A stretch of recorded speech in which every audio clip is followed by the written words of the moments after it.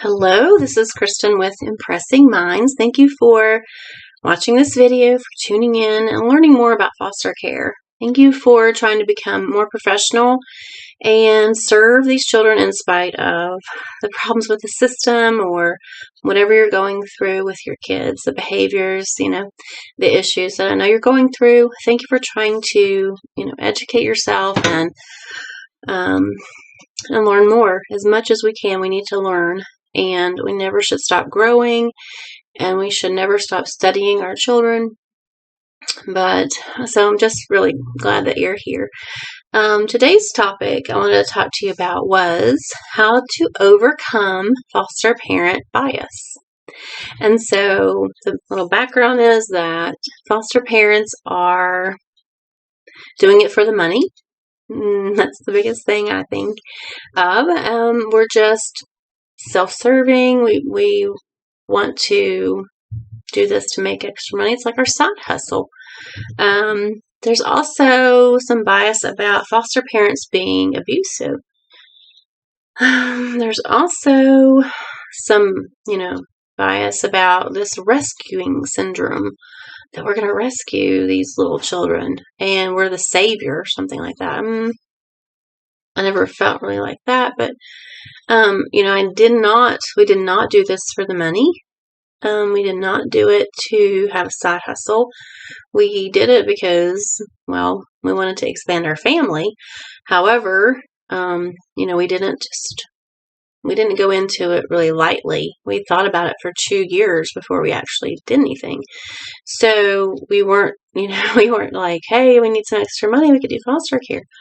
No, and I don't think anybody would go through all of this just for an extra little bit of money.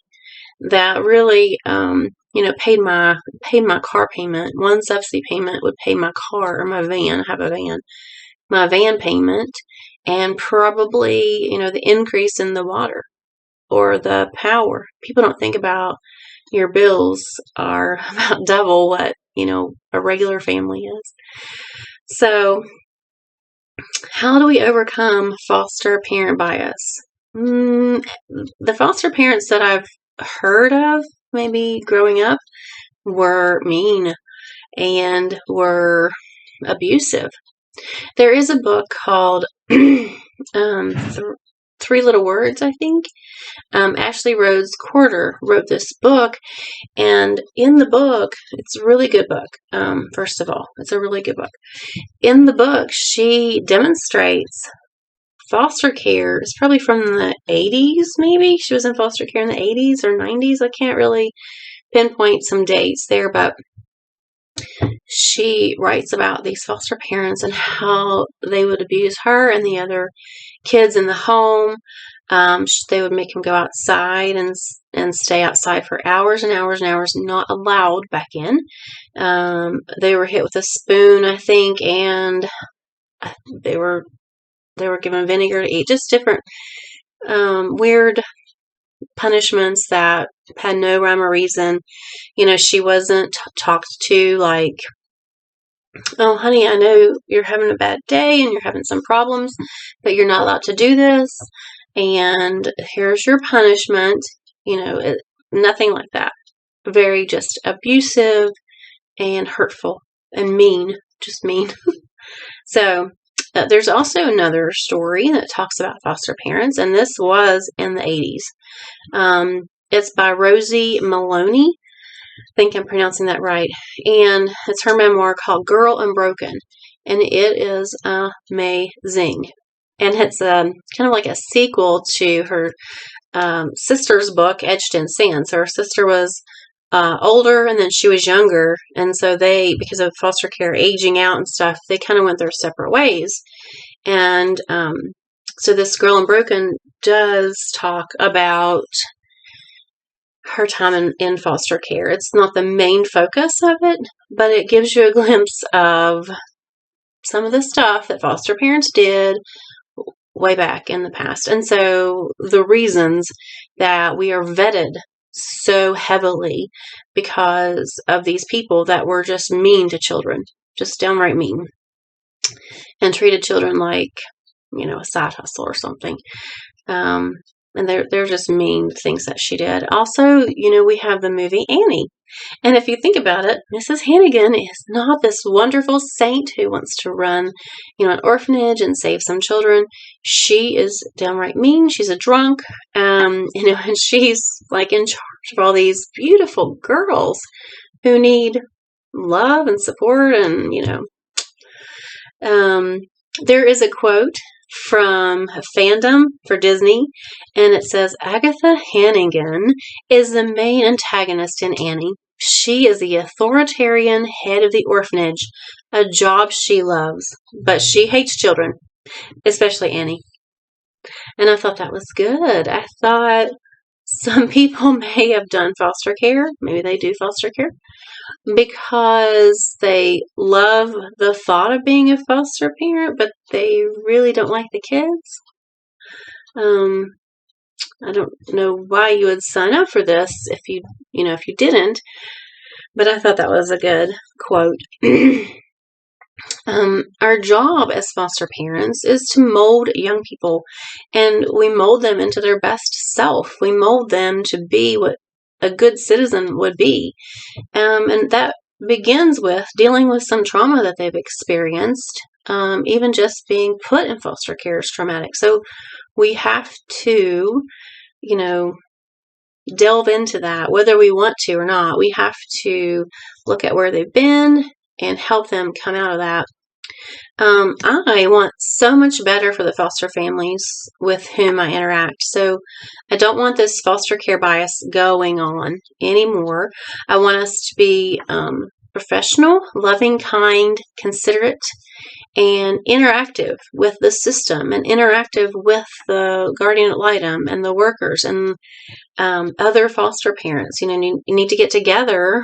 And if you don't know something about the system, maybe they do, you can discuss things and become more educated. And when you're more educated, you can champion for changes that may need to happen.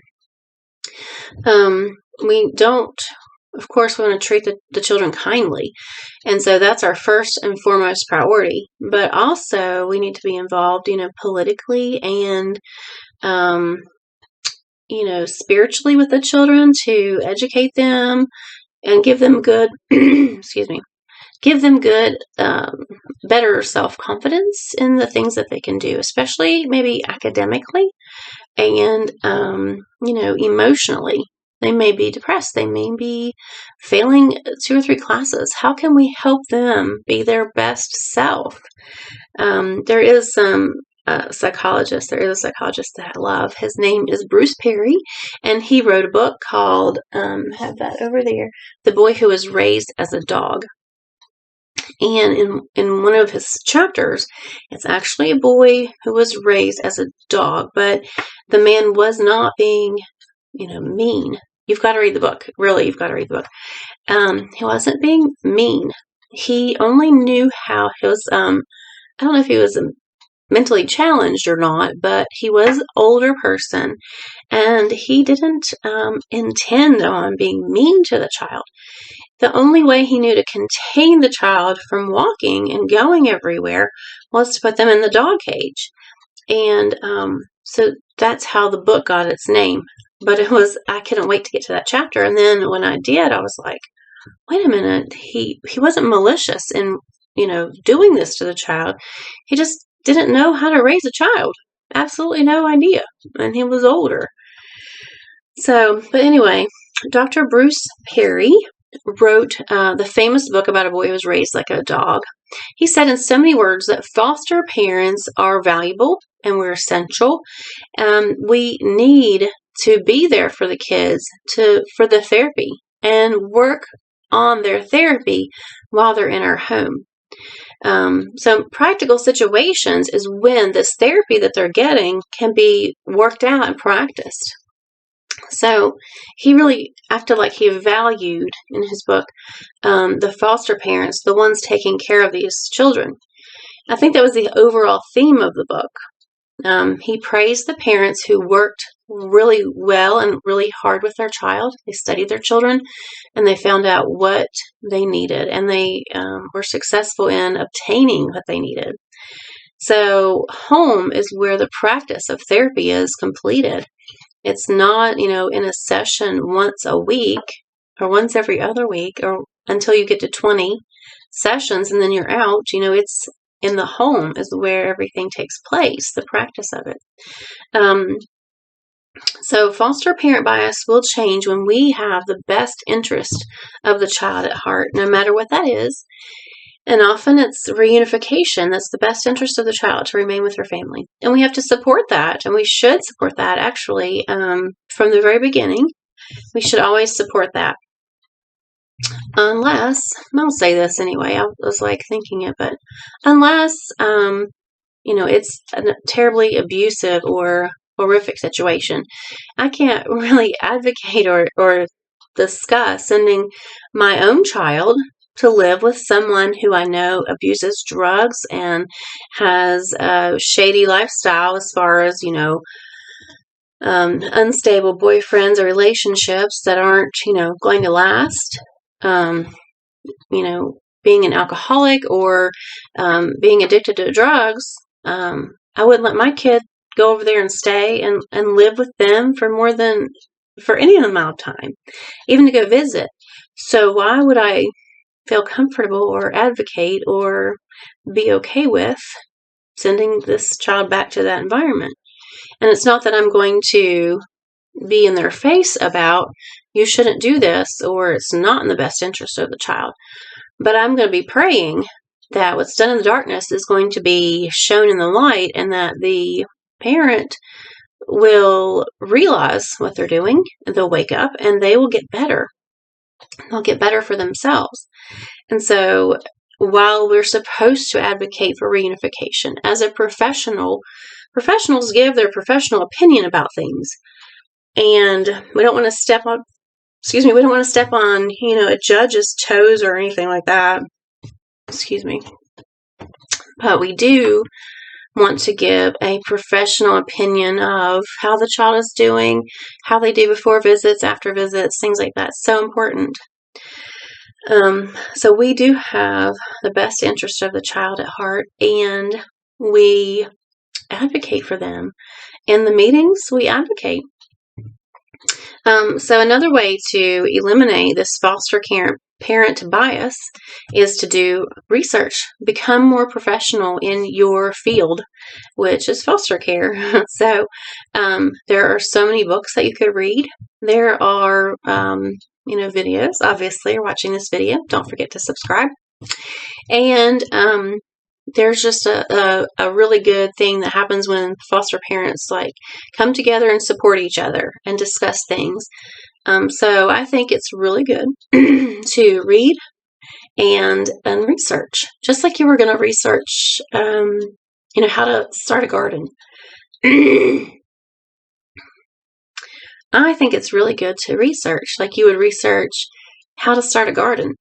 You would get some books, you'd talk to an expert, you would, plan it out on paper, you would plan this stuff out. How am I going to do this?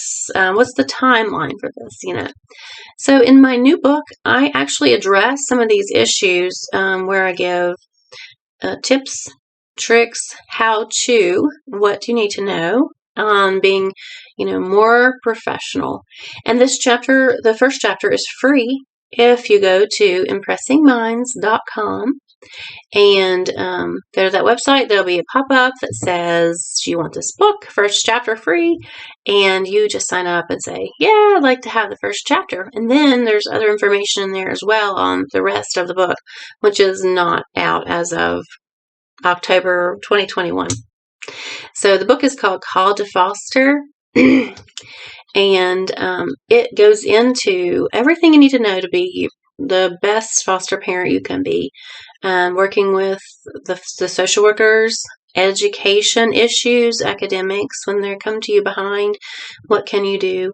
Also, a significant amount on loss and ambiguous loss. So for you and the child, so when the child loses their biological family coming to your house, How are we going to deal with that? Maybe they've gone from one foster family to another and they're never going to see that foster family again. How are they going to deal with that? If it wasn't, if they weren't happy about it, they're sad about it, how are you going to help them, get over that pain? So there's lots and lots of things like that I go in. My goal is to have this book out by February 2020, but I'm not sure I'm going to make it. I think I'm about a month behind, maybe more. So there's also a section on secondary trauma, how I was traumatized as a foster mom, and how you may be traumatized from their trauma, so secondary trauma, and what you can do to kind of be aware of it, prevent it, things like that.